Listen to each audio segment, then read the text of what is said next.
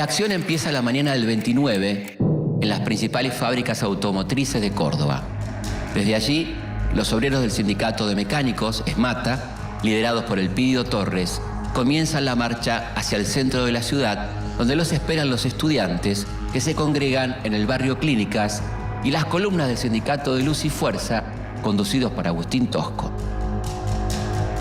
Obreros y estudiantes van a marchar por separado, pero tienen en común un lugar de reunión, la Plaza San Martín, que está custodiada por un enorme cordón policial. Al acercarse los primeros manifestantes, comienza la represión.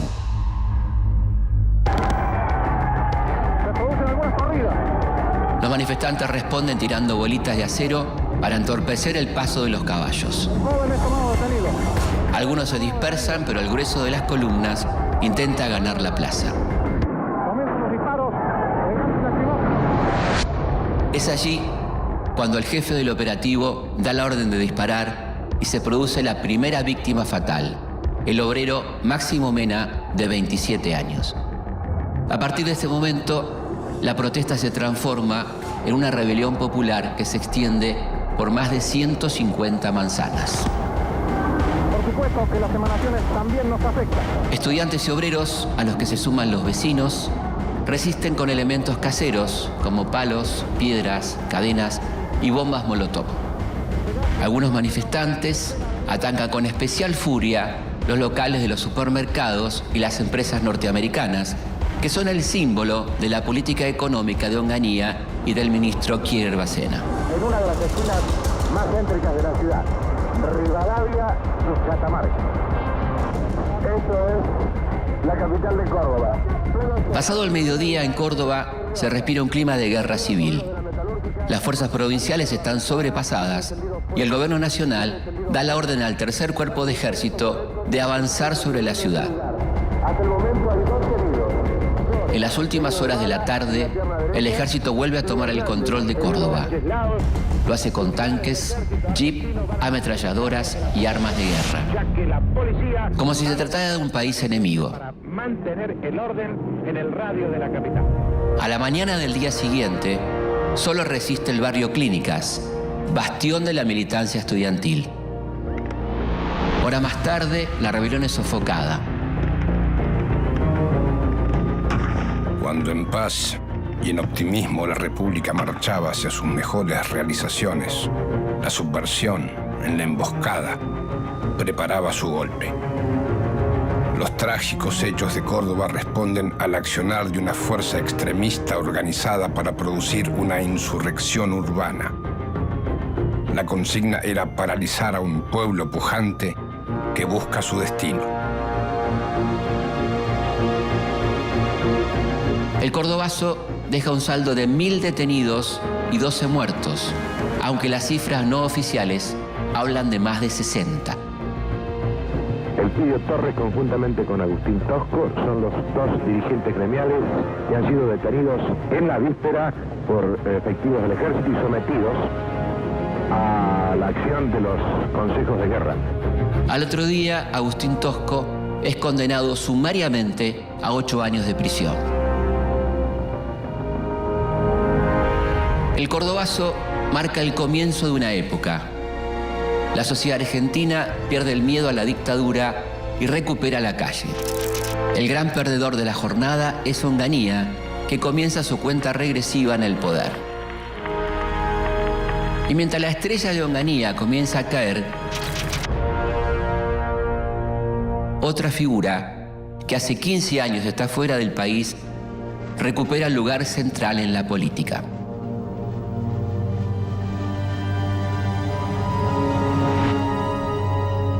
El cordobazo también profundiza la tensión entre el sindicalismo combativo y el sindicalismo dialoguista de Augusto Bandor. Un mes más tarde, Bandor es asesinado de 5 balazos dentro del local de la UOM. Los autores son miembros de una nueva organización armada. Ahora sí, entremos de lleno en los años 70. A pesar de la dictadura de Onganía, empiezan a construirse pequeños espacios de libertad. en los galpones de los sindicatos, en los sótanos de las instituciones, en las sacristías de las iglesias, de manera absolutamente clandestina, se empieza a gestar una nueva resistencia. Tengamos en cuenta que desde hace más de 30 años, la enorme mayoría de los trabajadores se identifica con el movimiento peronista. Pero en los años 70, nuevos sectores se van incorporando al movimiento. Es el caso de los jóvenes. Las viejas generaciones tienen la obligación de dar paso a las nuevas. A pesar de su edad, Perón mantiene intacta su capacidad de leer el signo de los tiempos. Son las encargadas de asegurar el destino de nuestro pueblo. El viejo líder busca ponerse a la cabeza de una nueva ola de cambios. Desde fines de los años 60, y más que nada después del asesinato del Che Guevara, la violencia revolucionaria empieza a aparecer como una opción. Es por eso que desde su exilio en España, Perón comienza a alentar la formación de grupos armados que hagan tambalear la dictadura de la llamada Revolución Argentina. La experiencia de la Revolución Cubana y las luchas por la liberación de Argelia inspiran la creación de las primeras organizaciones armadas. En Argentina aparecen las primeras organizaciones peronistas, marxistas y comunistas revolucionarias. El 29 de mayo de 1970, exactamente un año después del Cordobazo, hace su aparición un grupo formado por jóvenes nacionalistas católicos de orientación peronista.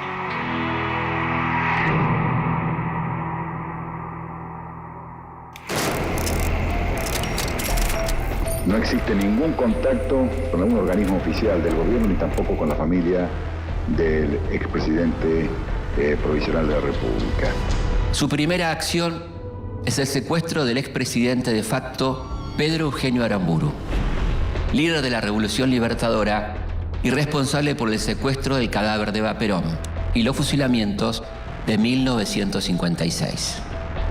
Con esta acción hace su debut la organización Montoneros, que tendrá un gran protagonismo en los años siguientes. Esa violencia, hermanos o pueblos, no es violencia, es justicia. Unos meses más tarde, el Partido Revolucionario de los Trabajadores decide conformar su brazo armado, el Ejército Revolucionario del Pueblo. El ERP considera que el peronismo es un movimiento burgués al que hay que superar a través de la revolución socialista. Mientras tanto, el asesinato de Aramburu provoca la caída de Onganía y su reemplazo por el general de inteligencia Roberto Marcelo Levingston. Conciudadanos, hace pocos días, encontrándome fuera del país, la Junta de Comandantes en Jefe me ofreció el cargo de presidente de la Nación. Perón envía a su delegado personal a entrevistarse con Ricardo Balbín, su eterno adversario y líder de la Unión Cívica Radical. Perón y Balbín firman un acuerdo llamado La Hora del Pueblo, que habla de redistribución del ingreso y del proteccionismo económico y pide una salida electoral que incluya a todos los partidos, por supuesto, al peronismo. En 1971, en Córdoba, se produce un nuevo levantamiento, el Viborazo, que provoca la caída de Levingston. La verdadera nube de gases lacrimógenos. En su lugar, asume la presidencia Alejandro Agustín Lanusse, verdadero hombre fuerte del ejército.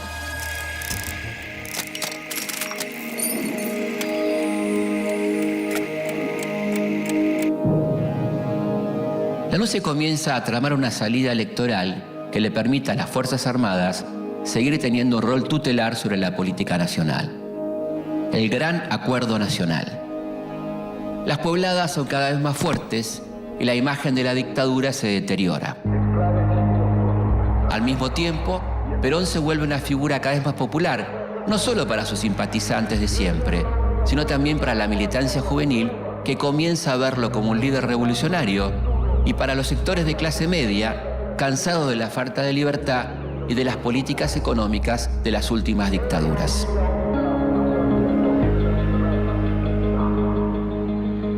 En julio de 1972, totalmente desgastado, Lanusse anuncia la llamada a elecciones, pero impone una cláusula que impide presentarse como candidato a personas que hace mucho tiempo que no están en el país. El destinatario de esa maniobra no es otro que Perón. Yo creo que el discurso del señor Lanusse no ha sido positivo, porque pretenden darle una fecha al retorno del general Juan Perón, y eso es un condicionamiento que el Movimiento Nacional Justicialista, y creo que la ciudadanía no lo va a aceptar.